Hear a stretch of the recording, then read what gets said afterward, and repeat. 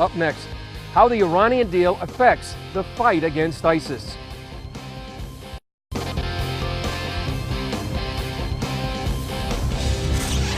Welcome back to Jerusalem Dateline. We concluded our CBN News Roundtable by examining how the nuclear deal affects the fight against ISIS. Here's the rest of our discussion. Well, I think it brings ISIS into even more of a collision course with Iran, George. I think now Iran's going to say, look, now nothing is going to hold us back from our march across the region. I look for Iran's not going to back down, not going to stand down in fighting ISIS. So you're going to see Iran perhaps put even more assets into Iraq, into Syria, in particular in Iraq. Maybe Iran hesitated before to put so many assets in Iraq, but now you might see more and more Iranian assets in the form even of Iranian troops down the line move into Iraq as Iran slowly just consolidates its control, especially of the Shia areas of Iraq. So this does nothing to deter Iran from its march, and it's going to continue to battle ISIS. No end in sight, increasingly bloody in Iraq and Syria. It's not going to end well.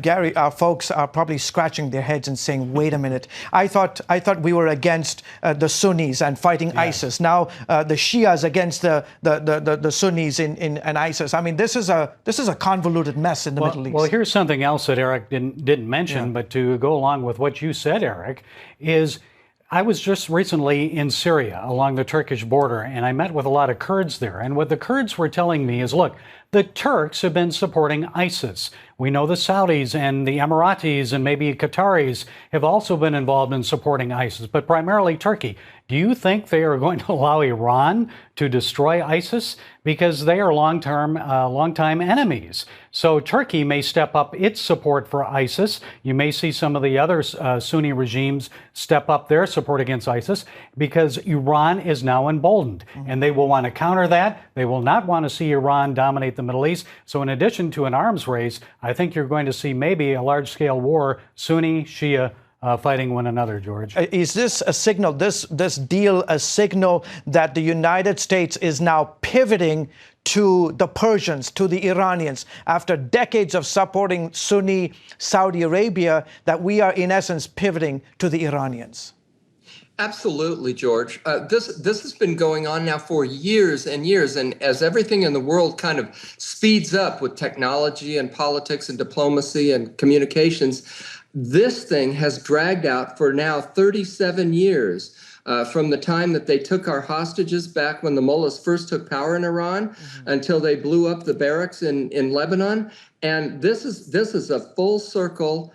We are now in the camp of the Iranians, as President Obama said, to bring them back, give them legitimacy internationally, worldwide, and it's going to rearrange the diplomatic and political balance of power in the world. And it's going to create all kinds of fissures and fault lines, not only worldwide, our alliances with Europe and Russia, China, all of those great powers, but also internally within the country.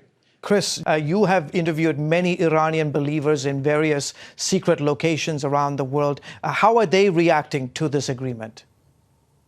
Well, I think they would be mortified by what's going on right now, and I think many of them have fled Iran because of the persecution of Christians and believers. Many of them, as you know, we have talked to, have become believers in Jesus because of dreams and visions. And one of the largest growing churches and fastest growing churches is right now inside Iran, and so that's one phenomenon that's happening. But I think overall they would say that this is one capitulation to a regime that is tyrannical. It's against freedom. And to Gary's point, too, one thing that the Obama administration is doing is not supporting our natural allies like the Kurds. Instead, we're supporting the Iranian regime. I was watching on Twitter and reading the comments. Iranians are quite positive. They're hoping that this will bring greater relationships, closer relationships between Iran and the United States. Yes, and they want to see a better relationship. Yeah. They actually like the United States. Right. The regime may not like the United States too well, but the people of Iran, especially the younger people, love the United States. They want more U.S. products. They welcome the sanctions being lifted, but they're keeping a close eye on what this will do to embolden their regime.